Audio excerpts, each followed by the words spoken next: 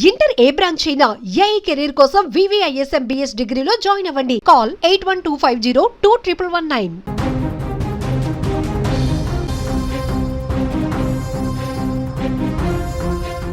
భూమికి లోపల వందల అడుగుల చీకటి ప్రపంచంలో బతుకు తెరువు కోసం చెమటోడ్చుతున్న ఆ కార్మికులకు తెలియదు ఆ క్షణమే వారి జీవితంలో చివరి క్షణం అవుతుందని. టన్నెల్ పైనుంచి కొండ ఒక్కసారిగా విరిగిపడింది. క్షణాల వ్యవధిలో మృత్యువు బురద రూపంలో ముంచెత్తింది. 7 ప్రాణాలు గాలిలో కలిసిపోయాయి. మరికొందరు ప్రాణాలతో పోరాడుతున్నారు. ఉత్తరాఖండ్లోని చమోలి జిల్లాలో జరిగిన ఆ భీకర ప్రమాద తాలూకు జ్ఞాపకాలు కలవరపెడుతున్నాయి. ఉత్తరాఖండ్లోని చమోలి జిల్లా పీపల్ కోటి సమీపంలోని తెహ్రీ హైడ్రో డెవలప్మెంట్ కార్పొరేషన్ ఆధ్వర్యంలో విష్ణుగఢ్ అండ్ పీపల్ కోటి జల విద్యుత్ ప్రాజెక్టు నిర్మాణం జరుగుతోంది.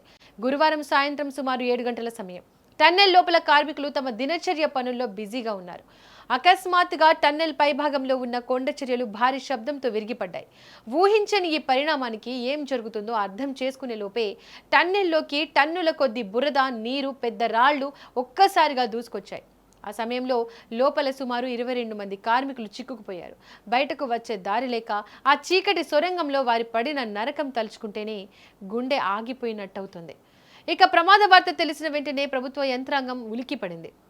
NDRF, ఆర్మీ, ITBP బలగాలు యుద్ధ ప్రాతిపదికన ఘటనాస్థలానికి చేరుకున్నాయి. టన్నెల్ లోపల నిండిపోయిన బురద నీటిని బయటకు తోడడానికి హెవీ డ్యూటీ పంపులను రంగంలోకి దించారు. నిమిషానికి ఉత్కంఠ పెరిగిపోతోంది. లోపల ఉన్నవారు అసలు క్షేమంగా బయటపడాలని దేశం మొత్తం ప్రార్థించింది. కానీ సహాయక చర్యల్లో బయటకు తీసిన వారిలో అప్పటికే 7 కార్మికుల ప్రాణాలు కోల్పోయినట్లు నిర్ధారించారు. గాయపడిన మరో 10 మందిని హుటాహుటిన గోపేశ్వర్ జిల్లా ఆసుపత్రికి తరలించారు.